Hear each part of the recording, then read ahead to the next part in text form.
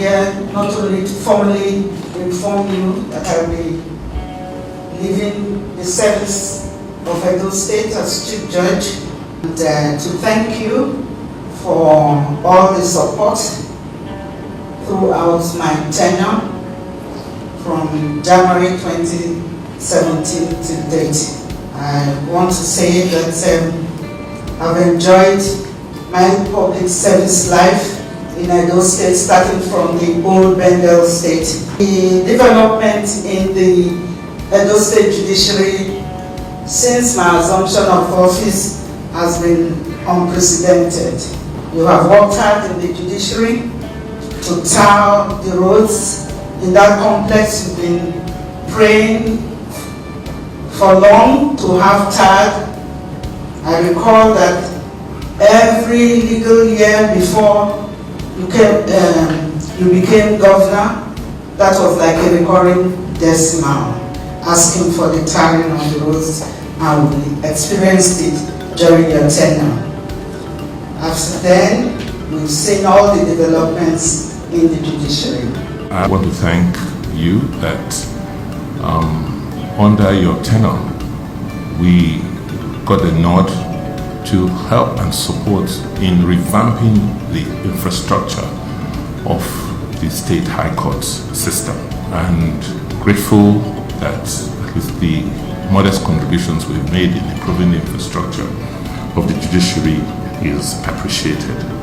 The incoming CJ to help us work on the process of creating the basis for the true independence of the judiciary.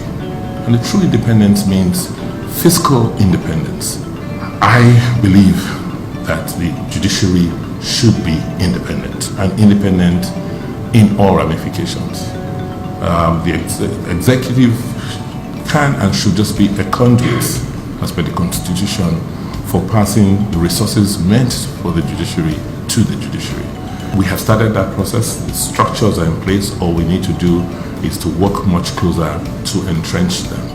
And it starts with budgeting, because what most people haven't realized in our democracy is that to budget is to govern. Because ultimately, you've got to spend resources in governance.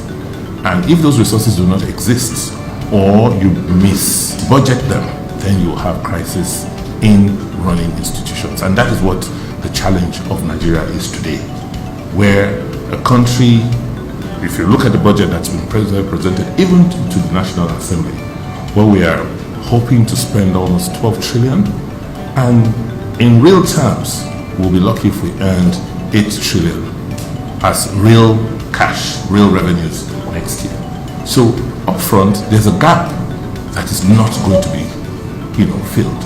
But rather than plan for it, we pretend and hope that there will be a miracle. So I'm sure we'll get over it. I mean, it's a process. Development is it's not an event, it's a process.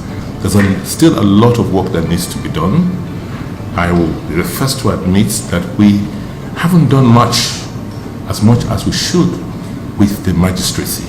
That is one area I hope that the incoming Chief Judge, having been a magistrate herself at some point, will emphasize, because the magistracy is the first point of contact of the common man with the law, and I believe that we should put in quite a bit more investments in that area. Your retirement packages, I just feel that that's the least we could do for you to create that sense of security and certainty. These are areas that I think call for action, and that for us as an executive, we have the planning resources. We are doing it for ourselves in the executive, and there's really no reason why we cannot extend it to you in the judiciary. And for all of these, we have to give gratitude to you and thanks that at least the thinking started during your tenure. As long as I'm chief executive of this state, the judiciary remains my priority, because without the judiciary, our democracy cannot thrive. On that note, it's left for me to wish you continued good health, happiness and strength, because even though you are retiring, you still, I'm sure you have a lot of energy and a lot of ideas that, you're still very green upstairs. And I want to congratulate you on your retirement and wish you many, many, many successes in the years ahead.